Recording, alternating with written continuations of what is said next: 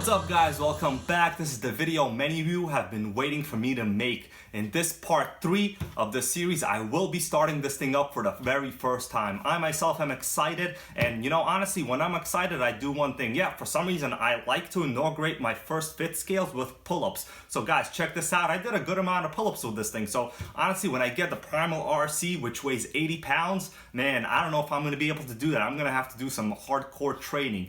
But hey, that's neither here or there. If you're new to this series, please check out the first and second part to kind of catch up on this product. This is the cheapest fit scale gas ready to run. I call this on-road / rally RC. So yeah, you're gonna have some issues, but it's not that big of a deal. This is still an incredibly good looking body. I mean, look at this, it even has mirrors. I didn't show this in the first part because they weren't mounted before, but guys, the body actually has mirrors. This is like kind of incredible right here, so not too bad.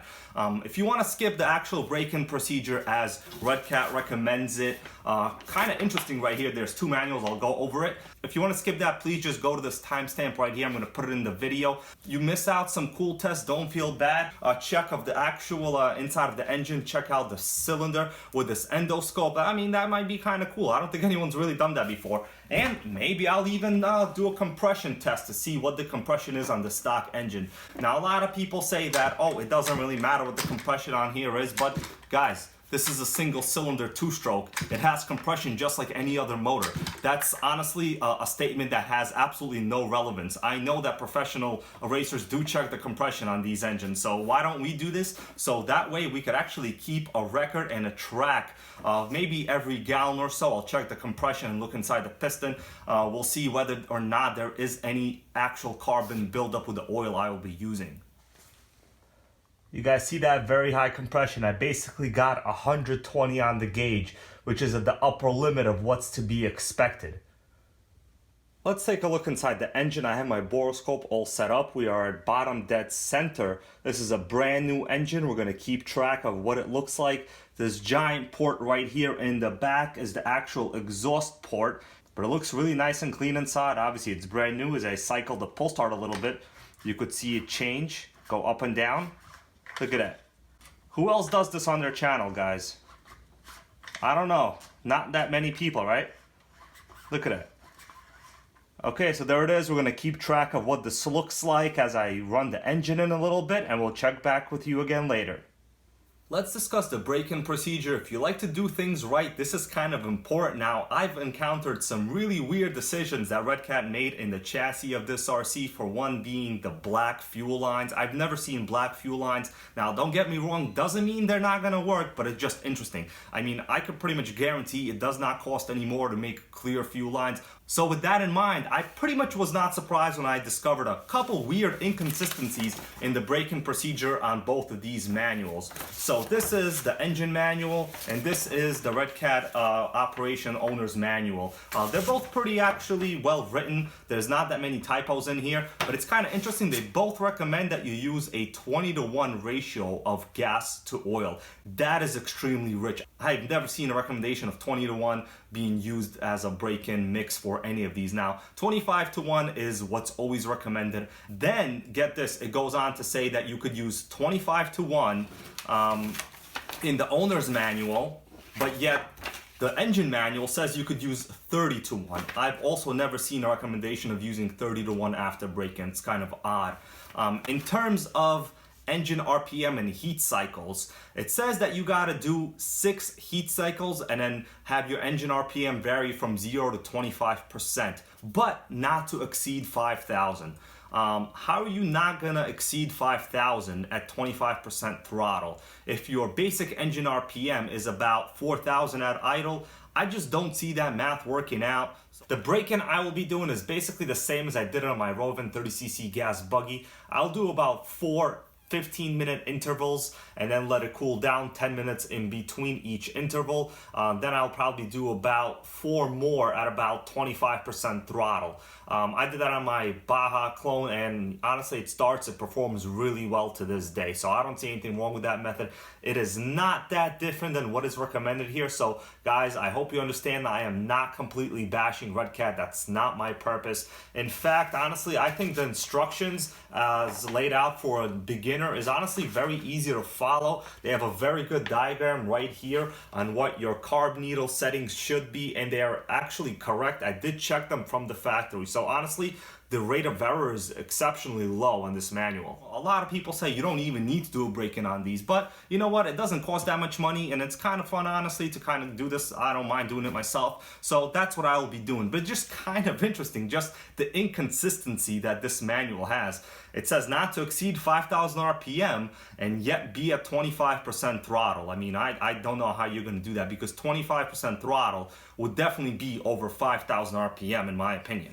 As one of my favorite YouTubers, Voltagel, says, it's time to break this thing in like a gentleman. That's why I put on this white shirt. But honestly guys, I just got home from work and I'm going to do a little bit of a spin on Voltagel. Not only am I going to be breaking this in like a gentleman, I'm going to be using a box. That's right. You see that? That's recycling right there for you. I'm not going to go out and buy a plastic stepping stool. I'm going to use an Amazon box. Why not, right? Time to mix up some fuel. As I said, I'm using this Klotz Super Techniclate, very good oil, and regular 93 unleaded octane fuel with a little bit of ethanol stabilizer added to the mix already.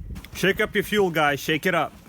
You should also add a little bit more fuel because, you know, you gotta account for the spillage with this terrible fuel bottle that I'm using. Radio on. Hey, think you can tell us what to do? Think you can tell us what to wear? Okay, now I'm going to prime the motor. Let's see how many primes it takes. The manual says about 3 after you see fuel inside. Okay, I see fuel right here. 1, 2, 3.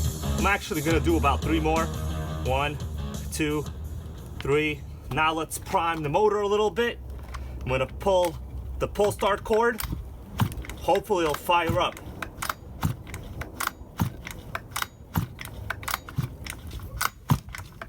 I feel like it's gonna pop now. Let's see. I'm adjusting the idle a little bit higher.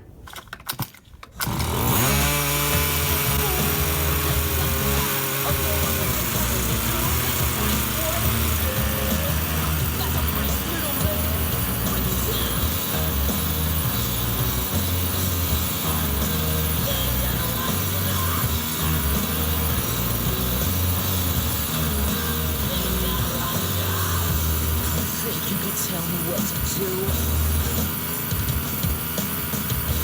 Know who you're talking to.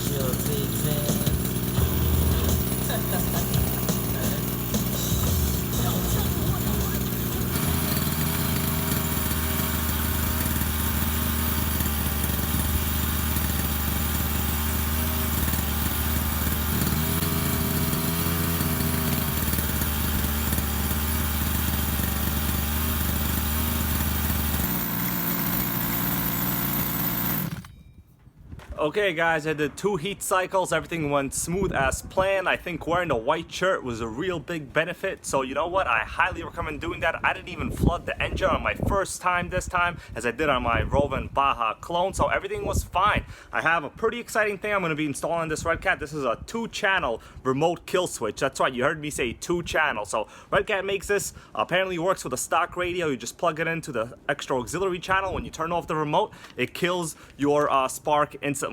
You also saw me put this silencer on and off, and guys, there was really no difference. The stock tuned muffler in this thing is actually kind of quiet. I was surprised. Now, if you ever heard the Baja style exhaust from the tuned pipes, they're really loud. I don't even need to run this, although I gotta say it looks pretty badass. I think it'll look pretty nice with the body on it, right?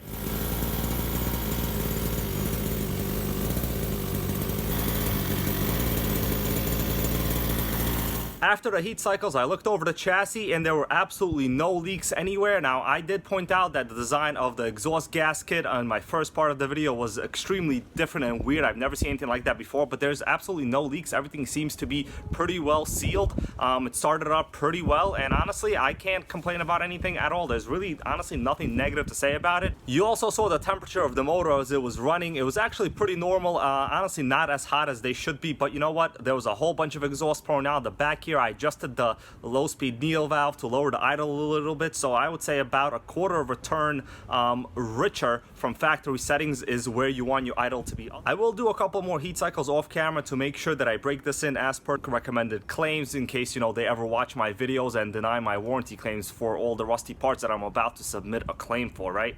As I was putting fuel into the gas tank, I noticed another interesting decision Redcat chose to make on this RC. The rear drive shaft goes directly through the fuel tank. I've never seen a design like that, but honestly, it's probably pretty good for weight distribution. That's what you would want. Real cars, especially race cars, also sometimes have dual tanks on either side of the chassis for weight distribution. So, you know what? Redcat has that. Why not, right?